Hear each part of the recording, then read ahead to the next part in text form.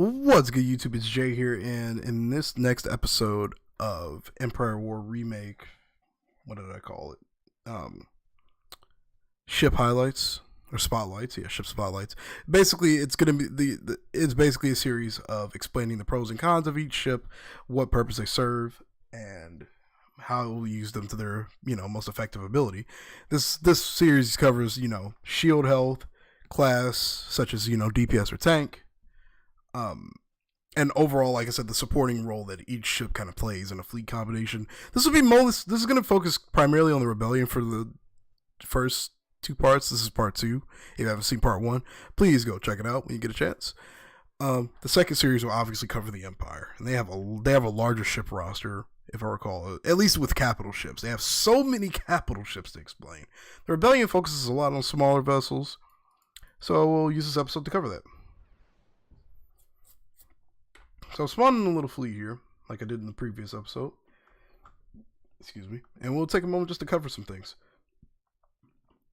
So one thing I want to immediately point out is we have the Recusant class light capital ship, or light destroyer rather. This is a neutrally buildable unit. It's basically the heaviest anti-starfighter ship in the entire mod. It destroys rebel fleets. It destroys Imperial fleets, or rather starfighter squadrons. It has a flak cannon ability that just spews flak all over the place. You can't really approach it with starfighters. That will get shredded, at least when used by a proper tactician. I've seen the AI attempt to use these. Sometimes they're effective, sometimes they're not, but it's the AI. What can you do? Recusants are very light, very easy to, or susceptible to firepower, and they go down relatively quick. You want to keep them kind of in the middle of the formations of a fleet, just to avoid having them do anything, crazy or get blown up. They don't have that many hard points. They don't have any visible shield hard points, because that would just make them a little too easy. You probably can't tell where they are. The engine hard point is probably the biggest threat that you want to take out if you're fighting against it or protecting it. Don't want to lose the engine hard point, otherwise these things are kind of dead in the water. Alright, so without further ado, we'll start off with small things. CR-90 Corvette. We all know it, we all love it. We've seen it 1,000,001 times in different Star Wars media, from Rogue One to A New Hope. Rogue One was great, by the way. Yeah, it's basically the anti-starfighter for the Rebellion, like their default anti-starfighter slash light, I want to say, light frigate against capital ships, kind of, in a sense. It's basically designed to have speed and just build momentum around the battlefield, just constantly moving about, taking out targets where it can, focusing primarily on starfighters, and just being really quick. It has a shield points of 1,500 and a hit point total of 1,500 as well. Its max speed is 5, which I think is the highest in the game, and it's overall just a good ship for taking care of swarming fighters, pretty much. The Recusant is better. It has a larger, baseline of weaponry, flat cannons, for example, something the CR-90 doesn't have. But if you need an early alternative that can focus on light frigates and destroyers, also in addition to starfighters, and is relatively cheap, and this is, I believe, 7,000 credits versus 1,000 or so, this is your go-to. Alright, so we're going to take a moment to look at the DP-20, or the CEC DP-20 class. These are basically CR-90s in terms of engine speed, but with more weapons. They've sacrificed a lot of the engine power, maxing at a speed of 4.5 for weaponry. Their shield points are the same as the CR-90 at 1,500, but they have, due to their lesser armor, overall armor, they have a hit points total of 1,000.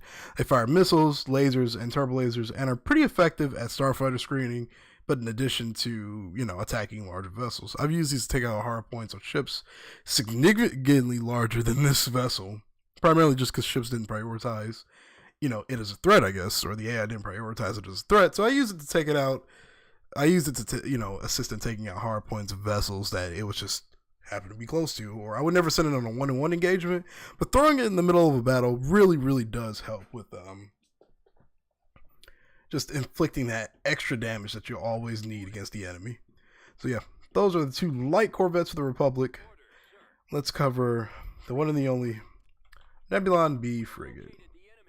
We've located the enemy also. So the Nebulon B frigate, we're just going to keep this short, has a shield boost ability and a repair drones ability. It's basically a larger gunship or anti-fighter unit, but it's also capable of going toe-to-toe with certain other vessels like cruisers, frigates, destroyers, Wouldn't recommend throwing it on a one-on-one, but it can hold its own for a short time. Carries turbo lasers, laser cannons, and a repair drone's ability that can heal surrounding units if they are in with the radius of the ability. Overall, pretty standard unit for the Rebellion. Obviously, we all know it. We've seen it 1,000,001 times. It's still kind of tissue papery, but for the most part, it plays its role, and it's just a good support vessel to have in the center of any fleet or the outskirts of any fleet. It does its job.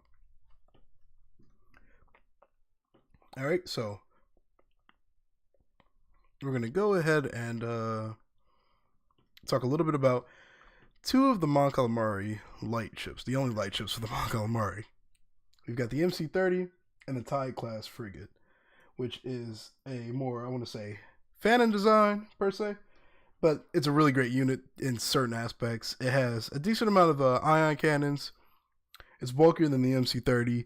It also incorporates a hangar which carries an X-Wing or 2 X-Wing squadrons. Has a max shield point total of 5,000 with a total hit point count of 4,000. It's fast also. It has a lot of engine power. It's basically a CR-90. Well, more like a DP-20. It hits a max speed of 4, which is pretty good for a vessel of its size. I want to assume it's around 900 meters. About the same as a Dreadnought almost. Yeah, just moves really fast, does its job at just being that standard frigate, basically. It's a frigate, it does its job, it gets in the mix of battles, and it just tries to hold its line. Unlike its brother, the MC-30, which is purely a DPS unit designed to take on capital ships and nothing more pretty much, has a max speed of 4, it's fast just like the Tide, with a shield point total of 5,000 and a hit point total of 3,000. If you haven't noticed, this thing doesn't have a lot of armor. You want to send this against your enemy capital ships, Star Destroyers and the like. It can fire an incredibly high amount of proton torpedoes from a distance. It's just that extra oomph you need in the fleet to, take out your bigger ships. The Rebellion isn't designed to go toe-to-toe, but it can manage from longer ranges with certain units if you protect them properly, and it's just good for getting in the thick of things from a distance. It can also move incredibly fast, like I said, with the engine boost ability it has and the max speed total. So one thing you're kind of want to do, like the strategy is send that enemy ship something bigger than it, plot a few different course points, just fly around that ship and then boost out of there before it's actually in any real danger. It's kind of hard to strategize like that in Empire War without just losing an entire vessel, but the MC-30 does its job either way, and it can usually escape most situations. The armor is still pretty solid on it, so you won't lose your hit points the moment it enters combat, but you don't want it sitting in the middle of combat. So yeah, that's the MC-30. It's a beautiful unit overall. Pretty beautiful unit. Alright, so another thing we're going to focus on is another neutrally buildable unit, the Dreadnought Cruiser.